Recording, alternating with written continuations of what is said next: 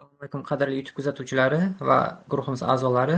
Bugun biz sizlar bilan ingliz tilidagi 7-dars Wild Animals, ya'ni yovvoyi hayvonlar mavzusini o'tamiz. Oldingi darsimizda biz sizlar bilan uy hayvonlari mavzusini o'tgandik va uy hayvonlarini nomlanishini o'rganib chiqqan edik. Bugungi darsimizda yovvoyi hayvonlar bilan tanishib chiqamiz. Birinchi o'rganadigan hayvonimiz o'rmon qiroli sher. Sher ingliz tilida lion deb nomlanadi. Lion. Lion tarzida yoziladi, talaffuz qilishi lion. Lion. Sher degan ma'noni bildiradi. Sher. Demak, sher ingliz tilida lion. Mana shu hayvon, lion. Keyingi hayvon yo'lbars. Bu ham o'rmonda o'z maqomiga ega bo'lgan hayvonlardan. Ingliz tilida tiger. Talaffuz qilinishini qavs ichiga yozyapman, e'tibor berasizlar. Qavs ichidagi yoziladigan ko'rinish emas, faqat talaffuzda shunaqa aytamiz. Va shunday deyilganda yozuvda tiger deb yoziladi. Demak, tiger, tiger, tiger. Yo'lbars. Yo'lbars. Tiger. Keyingi yovvoyi hayvonlar turkumiga kiruvchi hayvon bu fil. Ingliz tilida elephant. Elephant. Elephant. Elephant. Fil degan ma'noni bildiradi. Ya'ni mana bu fil, elephant. Buni elephant deb talaffuz qilamiz. Yozilishda esa elephant yoziladi. Talaffuzi elephant, fil. Buni hayvon o'zbek tilidagi bilan ingliz tilidagi nomi o'xshash. Jirafa deyiladi o'zbek tilida. Ingliz tilida jiraf. Jiraffe yoziladi, lekin talaffuz qilinishi jiraf holatida bo'ladi. Jiraf. Tarjimasi jirafa. Jirafa. Jiraf. Jirafa. Keyingi hayvonimiz Kung Fu pandani ko'rganlar bo'lsa taniydi. Bu panda. Panda talaffuz qilinishda ham, o'zbek tilida ham, ingliz tilida ham bir xil panda. Shuning uchun buni o'z holicha qoldiramiz. Panda. Mana bu hayvonimiz leopard. Leopard. Leopard ham o'zbek tilida ham, ingliz tilida ham va talaffuz qilinishi ham bir xil holatda leopard holatida bo'ladi. Leopard. Leopard. Mana buni ko'pchilik taniydi. Bu hayvon ingliz tilida crocodile. Crocodile. Crocodile. Krokodil ma'nosini bildiradi. Timsoh. O'zbekcha tarjimasi timsoh bo'ladi bu hayvonning. Timsoh. Crocodile. Timsoh. Crocodile. Timsoh. Va shu o'rinda aytib o'tishim kerak, o'tayotgan lug'at darslarimizni, grammatik darslarimizni albatta lug'at daftar tutgan holda yozib borish kerak bo'ladi. Yozib har kuni takrorlash kerak bo'ladi. Juda muhim. Chunki hali zamon o'qish darslarida va yozish darslarida kerak bo'ladi bu so'zlar. Keyingi hayvon, qarab turishini buni. Bo'ri, wolf bo'ladi. Ingliz tilida wolf. Wolf talaffuz qilinadi. Bo'ri. Yozilishi W-O-L-F. Wolf holatda talaffuz qilinadi. Bo'ri. Wolf. Bo'ri. Juda yaxshi. Wolf. Bo'ri. Mana buni. Ingliz tilida tulki, fox. Tulki fox hisoblanadi ingliz tilida. Tulki. Mana shu yerda e'tiborga olishingiz kerak bo'lgan joyi bor. Mana shu H harfi ingliz tilida kiss deb o'qiladi. Kiss yoki kiss deb aytilsa H yoziladi. Fox. Tulki. Fox. Tulki. Fox. Ayiq ingliz tilida bear bo'ladi. Beer.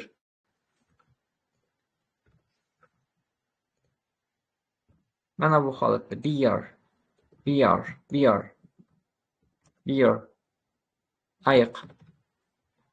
Beer.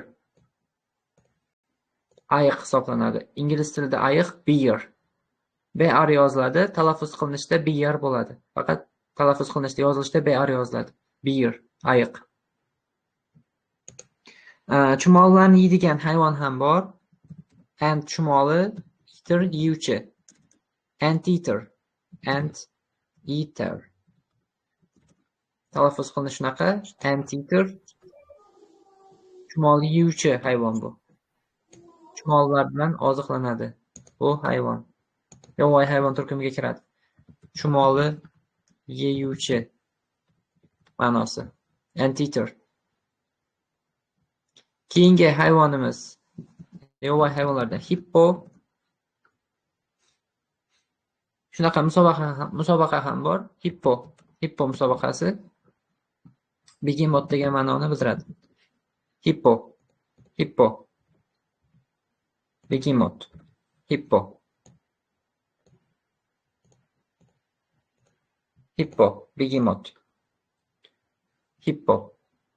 Begemot. Va mana bu yerda yovvoyi hayvon turkumiga kiruvchi rino. Telaffuz qilinishi rino, yozilishi R H I N O. Shu holatda yoziladi, telaffuz qilinishda rino bo'ladi. Ya'ni bu karkidon. Rino, karkidon. Va bananni yoqtiradigan yovvoyi hayvonlardan monkey telaffuz qilinishi yozilishi monkey va tarjimasi maymun degan ma'noni bildiradi bizga. Monkey bu telaffuz qilinishi monkey bo'ladi aslida, monkey, ya'ni maymun. Mana bu yovvoyi hayvonimiz deer. Deer yoziladi, telaffuz qilinishi deer. Bug'u degan ma'noni bildiradi. Bug'u. Zebra. Ingliz tilida ham, o'zbek tilida ham bir xil holatda zebra. Demak, bugungi uchun o'rganishimiz kerak bo'lgan hayvonlar mana shular. Boshidan ko'rib chiqamiz.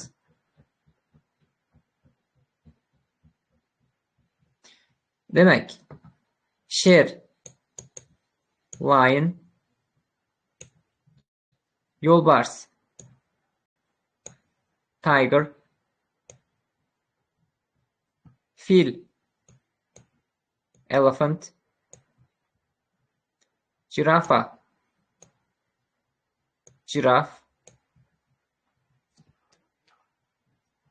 panda, leopard, krokodil, timsoh, crocodile, bo'ri, wolf, tulki, fox, ayiq, bear, chumoli yeyuvchi, anteater, begemot, hippo, karkidon, rino, maymun, monkey, bug'u, deer, zebra. Mana shunaqa. Demak, bugun ham reading and translation bilan shug'ullanamiz. Reading and translation. O'qish va tarjima juda muhim hisoblanadi. Qani boshladik unda. Men ingliz tilida gap yozaman, biz tarjima qilamiz.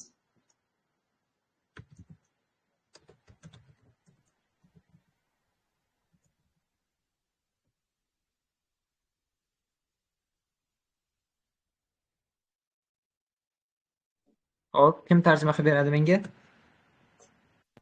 Men tarjima qilishga urinib ko'ray. Xo'sh, bu oq va qora zebra. Nima bo'ladi? To'g'ri. To'g'ri, tarjimamiz to'g'ri bo'ldi.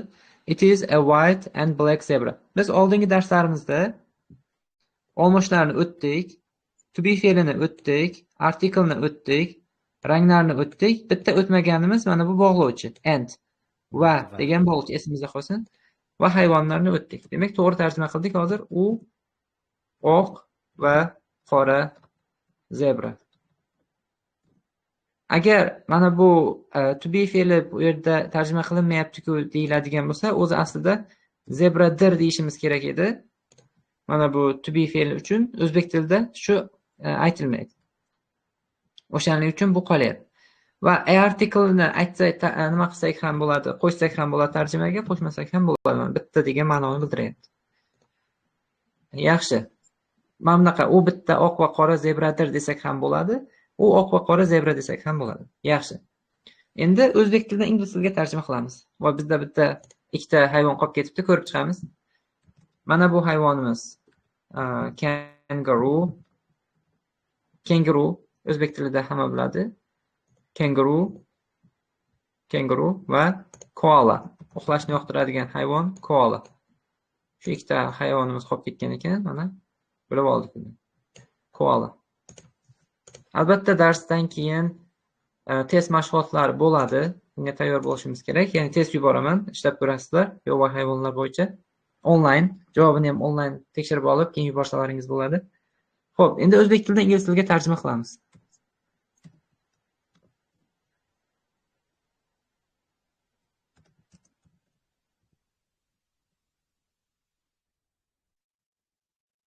Xo'p, mana buni harakat qilamiz. Qanday tarjima qilsak bo'ladi? Ular oq va qora pandalar.